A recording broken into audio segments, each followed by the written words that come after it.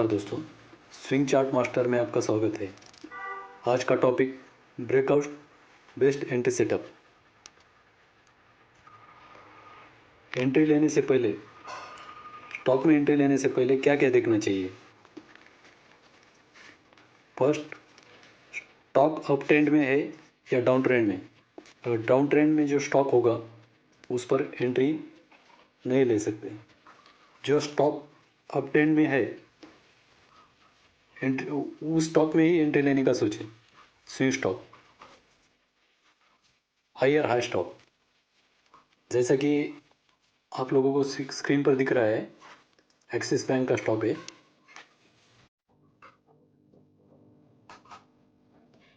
ये higher high up trend stock है, दोस्त देख सकते हैं।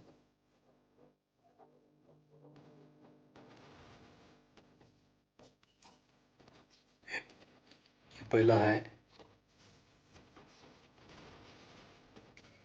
Higher low, higher high, higher low, higher high, higher low, और अब ये रेजिस्टेंस पर खड़ा है दोस्तों। इसे अप ट्रेंड स्टॉक कहते हैं दोस्तों, हायर हाई। दूसरा स्टॉक, दूसरी कंडीशन ब्रेकआउट, ब्रेकआउट स्टॉक, जैसे कि कल एनालिसिस किया हुआ स्टॉक उसका ही देखते हैं। अब इसमें कंडीशन क्या होगा। एक तो स्ट्रॉन्ग मोमेंटम में कैंडल ने ब्रेकआउट दिया है और आज 0.25% ऊपर भी गया है दोस्तों। अब इसमें कंडीशन क्या हो सकती है, एंट्री कैसे हो सकती है।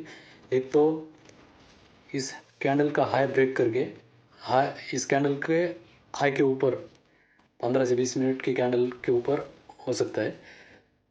मगर इसमें रिस्क बहुत बड़ा हो सकता है दोस्तों। मोमेंटम, कैंडल क्लोजिंग अच्छी दी है, वॉल्यूम भी अच्छा है, मगर इसके विपरीत लो रिस्क वाली स्ट्रैटेजी बताऊंगा। ये अगर रिटेस्ट करने आता है 5680, तब इस सपोर्ट पे रिवर्सल कैंडल या रिवर्सल ब्रेक चार्ट पैटर्न बनाता है तो एंट्री की सोच सकते हैं दोस्तों। जैसे कि हमने बताया था इंडसइंड बैंक में। देखिए दोस्तों, इंडसइंड बैंक यहाँ पर ब्रेकआउट हुआ है। 1 मिनट, 780 पर ब्रेकआउट हुआ है दोस्तों, और कितने अच्छे तरीके से रिटेस्ट किया है उस लेवल को। जब ये स्टॉक रिटेस्ट करने आता है तब एंट्री सेटअप बना सकते हैं दोस्तों, और मिनिमम स्टॉप लॉस और बड़ा प्रॉफिट। देखिए दोस्तों, ये टारगेट हिट किया है। अब इसमें कंडीशन ये है, कम से कम स्टॉप लॉस के लिए अगर ये रिटेस्ट को आता है तो हम डेली कैंडल से, डेली टाइम फ्रेम से 1 आवर में लगाएंगे। अभी 1 आवर में, कम टाइम फ्रेम में 1 आवर में देखेंगे, ये अगर सपोर्ट पर मतलब 780 पर कुछ पैटर्न बनाता है, या कैंडल, हैमर कैंडल, या कोई कोई भी बुलिश पैटर्न बनाता है तो वहाँ पर हम एंट्री लेंगे। अभी इंडसइंड में क्या किया था, डेली कैंडल का ब्रेकआउट, डेली टाइम फ्रेम में ब्रेकआउट किया था, और जैसे ही डेली में 780 में को रिटेस्ट करने के लिए आया, तब हमने 1 आवर टाइम फ्रेम लगाया। जैसे ही 1 आवर टाइम फ्रेम में ये डबल बॉटम पैटर्न को ब्रेक किया, वहीं पर हमने 790 एंट्री की, और इस रेड कैंडल का 775 स्टॉप लॉस लगाया। मतलब 2% स्टॉप लॉस दोस्तों, 2% स्टॉप लॉस लगाया था, और रिवॉर्ड देखो, प्रॉफिट 890। ऐसे ट्रेड करना होता है दोस्तों, मिनिमम स्टॉप लॉस, बड़ा प्रॉफिट। और दूसरी कंडीशन में रिस्क बड़ा होता है दोस्तों। जैसे कि हमने बताया हीरो मोटोकॉर्प मोमेंटम में ब्रेकआउट किया है और रिस्क भी बड़ा होता है दोस्तों।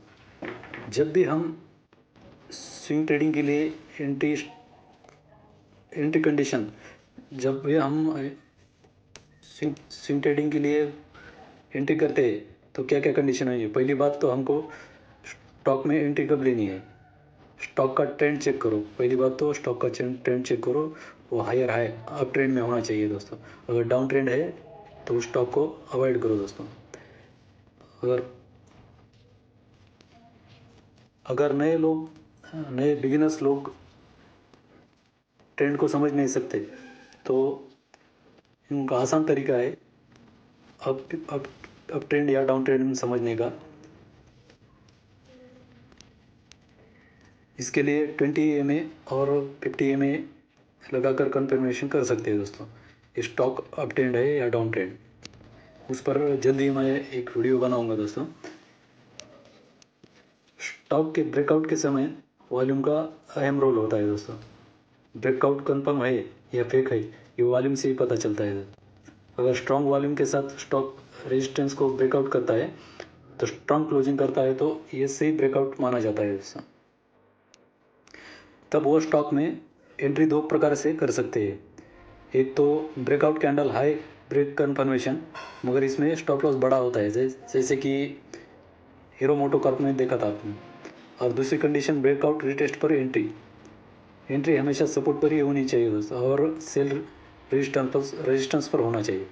नए ट्रेडर सपोर्ट रेजिस्टेंस फाइंड नहीं करते और एंट्री लेते हैं तब उनका रिस्क रिवॉर्ड ठीक से नहीं बैठता है। हमेशा रिस्क 2 से 3% और रिवॉर्ड 5% से और ज़्यादा हो सकता है। मतलब 1:2 होना, कम से कम 1:2 होना ही चाहिए दोस्तों। मैंने एक वीडियो में उदाहरण दिया था, अदानी पावर का उदाहरण दिया था दोस्तों कि प्रो ट्रेडर कैसे एंट्री करते थे। अभी यहाँ पर देखो ये सपोर्ट है दोस्तों 143। तो बिगिनर्स लोग क्या करेंगे, यहाँ पर एंट्री करेंगे इस कैंडल पर, मगर ये सही नहीं है दोस्तों। हमेशा एंट्री सपोर्ट पर होनी चाहिए। प्रो ट्रेडर यही करते हैं और उनका स्टॉप लॉस मिनिमम कम से कम स्टॉप लॉस आता है। देखो अगर यहाँ पर एंट्री की होती तो ये कैंडल और नीचे आ गई थी दोस्तों। अगर हम 143 पर एंट्री करते हैं वहाँ पर एक फुल स्ट्राइक पैटर्न देखकर, तो यहाँ पर 143 पर एंट्री और 170 टारगेट, मिनिमम स्टॉप लॉस और रिवॉर्ड बड़ा होता है। कभी भी किसी भी स्टॉक में एंट्री लेने से पहले स्टॉप लॉस कितना आ रहा है वो फाइंड करो, देखो और फिर एंट्री बाइंग का प्लान करो दोस्तों। एंट्री कंडीशन सिर्फ और सिर्फ सपोर्ट पर ही होनी चाहिए, सिर्फ सपोर्ट पर ही एंट्री कंडीशन होनी चाहिए दोस्तों। स्टॉक मोमेंटम में हो तो अलग स्ट्रेटेजी होगी उसके लिए। स्टॉक हायर हाई मतलब अप ट्रेंड होना चाहिए और वॉल्यूम अच्छा होना चाहिए। ये 2-3 कंडीशन देकर ही आप 70 से 80% विनिंग रेट होगा दोस्तों। और बिगिनर्स ट्रेडर्स शुरुआत में सिर्फ निफ्टी 50 और फ्यूचर स्टॉक में ही ट्रेड करें। आज का एजुकेशनल ब्रेकआउट सीन स्टॉक है एयरटेल का एनालिसिस करेंगे जो कि आज ब्रेकआउट दिया है।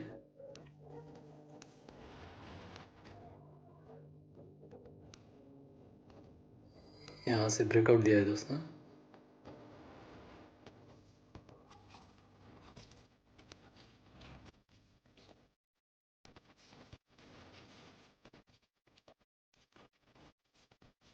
इसका टारगेट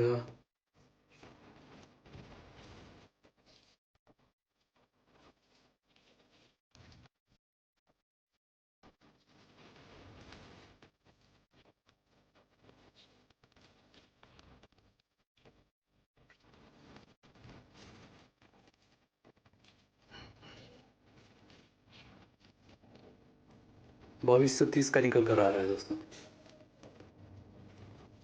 आप एयरटेल को वॉच लिस्ट में रख सकते हैं। अगर ये मैंने जैसा कि एंट्री सेटअप बताया है, रिटेस्ट पर आने के बाद 1 आवर टाइम फ्रेम उसी कंडीशन लगाकर आप एंट्री की सोच सकते हो। हमने रिलायंस में भी एंट्री की थी।